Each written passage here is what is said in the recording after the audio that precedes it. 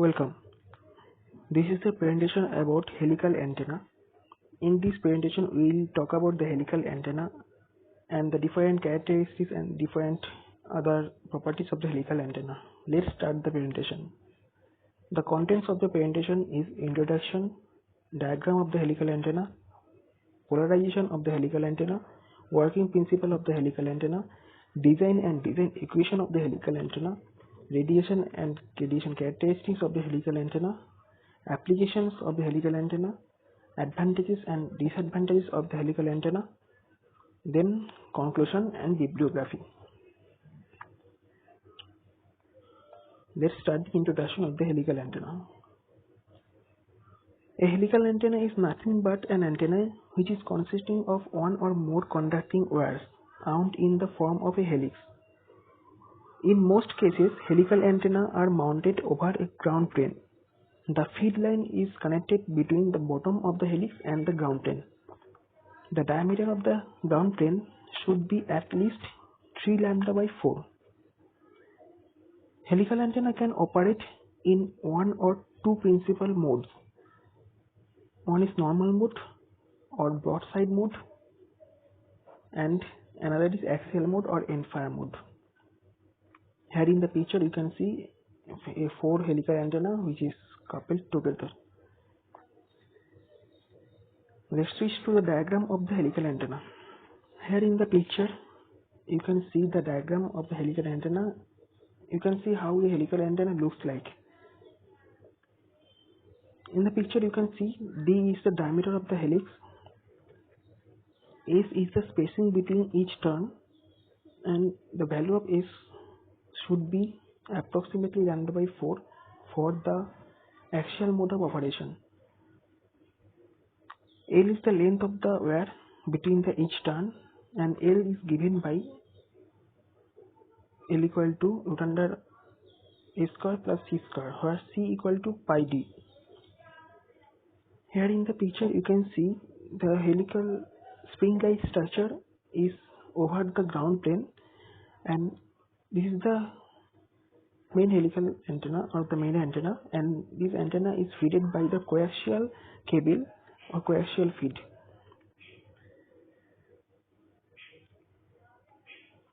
Let's see the diagram of the helical antenna. In this diagram you can see the height of the helical antenna is given by H. We already discussed about the diameter and the spacings and the ground plane, and also have discussed the coaxial feed. And another important parameter of the helix is pitch angle alpha, which is the angle between the tangent of the helix and the plane perpendicular to the axis of the helix. The antenna is given by alpha equal to tan inverse S by C, or alpha equal to tan inverse S by pi D, where C equal to pi D. Or we can write tan alpha equal to S by C or tan alpha equal to S by pi D. In this slide we will see a diagram. When a alpha becomes 90 degree, then the helix reduces to a linear wire. And when the alpha is greater than 0 degree or less than 90 degree, then the true helix is formed with a circumference greater than 0 but less than the circumference when the alpha or when the helix is reduces to loop or alpha equal to 0 degree. Here in the picture you can see when the alpha is 0 degree, the helix is reduces to the loop. You can see the loop-like structure in the picture. Let's switch to the next slide. The polarization of the helical antenna.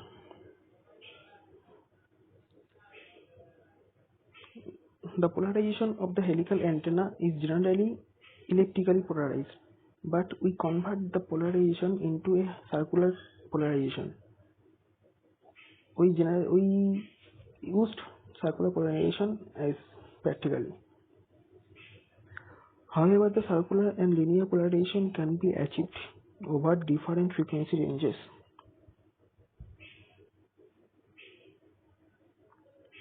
Let's switch to the next slide. The working principle of the helical antenna. A helical antenna is formed of a helix-shaped conductor wire. Normally, a ground plane holds the helical antenna vertically and the antenna is technically fed like a monopole. Here in the picture, you can see the normal mode of operation of the helical antenna. Then the radiation pattern is donut-like structure. Helical antenna can operate in the two principal modes, normal mode and another is axial mode. In the axial mode, you can see in the picture, or the end-fire mode, you can see the radiation pattern, and in this case, the radiation pattern, the directivity of the pattern is more than the normal mode of operation. Let's switch to the next slide, the working principle in the normal mode. In normal mode of operation, the helical antenna is radiated by the antenna is maximum in the plane normal to the axis, or you can say the radiation field is directed to the broadside direction. To achieve the normal mode of operation, the dimensions of the helix are usually small compared to the wavelength. Since the normal mode of helix dimensions are small, the current throughout its length can be assumed to be constant and its relative far field pattern to be independent of the number of loops and short dipoles. Here in the picture you can see the radiation pattern of normal mode of operation of a helical antenna. Then in the next slide we will see the working principle of the helical antenna in axial mode. In the axial mode there is only one major lobe present and its maximum radiation intensity is along the axis of the helix. To excite this mode, diameter d and spacing s must be large fractions of the wavelength.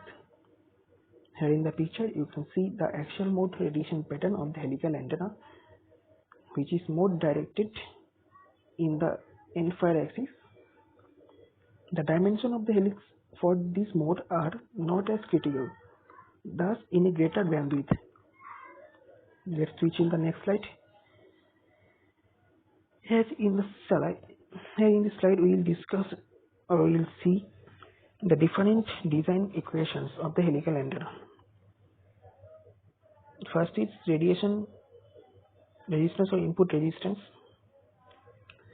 The input resistance of the helical antenna is given by 140 C by lambda, where C equal to pi d, d equal to diameter of the helix, and lambda equal to wavelength of the inputted signal. Then half power beamwidth. The half power beamwidth in degrees is given by 52 lambda to the power 1.5 divided by C into root under ns, where n is equal to number of turns, s equal to spacing between two loops, C equal to circumference, or C equal to, you can say, pi d. Beamwidth of the nerve in degree is given by 115 lambda to the power 1.5 divided by C into root under ns, where C equal to pi d, n equal to number of turns, s equal to spacing, and lambda equal to wavelength of the inputted signal. Directivity of the helical antenna is given by 15 m c square s by lambda cube. We already had discussed what the c, s, lambda, and n. The axial ratio of helical antenna is given by 2n plus 1 by 2n, where n is the number of turns. So these are the design equations for the helical antenna. In the next slide, we will see the radiation characteristics of a helical antenna. In the normal mode of radiation, the radiation field is normal to the helix axis or perpendicular to the axis, or you can say the direction of the radiation is the broadside direction. In this mode, the radiation waves are circularly polarized. This mode of radiation is obtained if the dimensions of the helix are small compared to the wavelength. Here in the picture you can see the radiation pattern of the helical antenna in the normal mode of operation. The radiation pattern in this mode is like short dipole and loop antenna. Next, let's see the radiation characteristics of the helical antenna in axial mode of operation. In the axial mode of operation, the radiation field is along to the helix axis, or we can say in the end-fire direction. or along the axis of the helical antenna. In this mode, the radiated waves are circularly or nearly circularly polarized. This mode of radiation is obtained by raising the circumference of the circumference. This mode of radiation is obtained by raising the circumference to the order of one wavelength, and spacing is approximately lambda by 4. We already discussed this in the introduction slide. The radiation pattern is broad and directional, the axial beam producing minor lobe and oblique angles. Here in the picture you can see the axial mode radiation pattern of the helical antenna, which have the higher directivity. Normally the directivity of the helical antenna is higher than the normal mode and higher in the axial mode.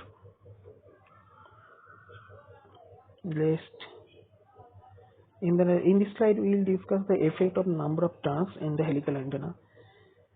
As the number of turns of the helical antenna increases, the directivity of the helix antenna increases, or the number of turns is proportional to the directivity of the helical antenna.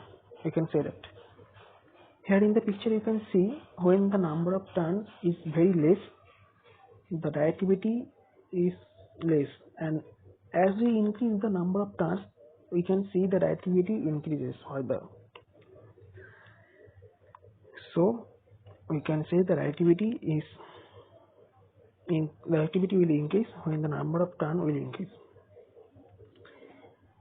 In the next slide, we will see the applications of the helical antenna. A single helical antenna or its array is used to transmit and receive very high frequency signals or VHF signals. Here in the picture you can see a helical array or helical array structure. Frequency range of the helical antenna is very high frequency range, or we can say in the very high frequency range it will work properly.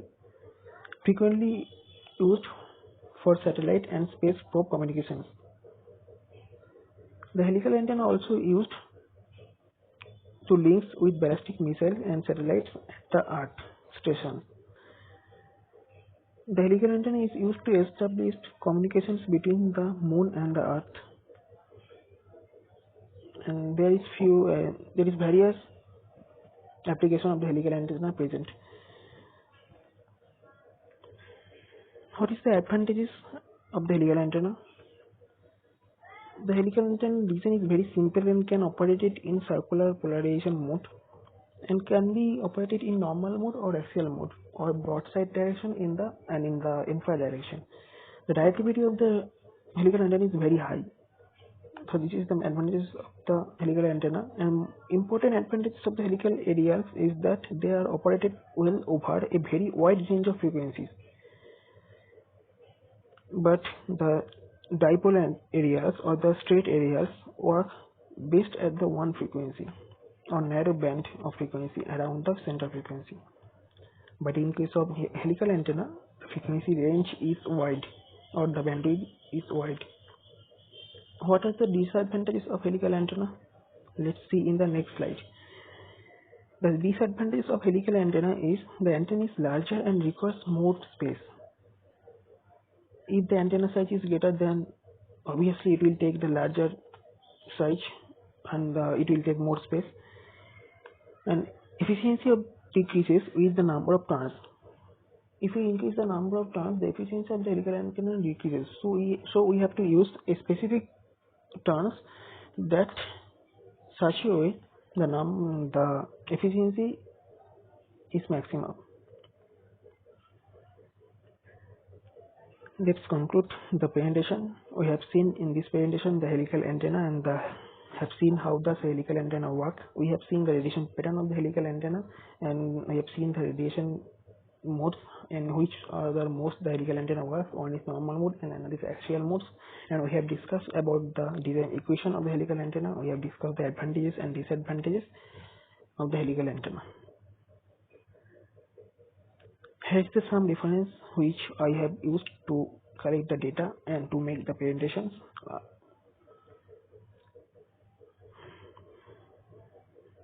Thank you.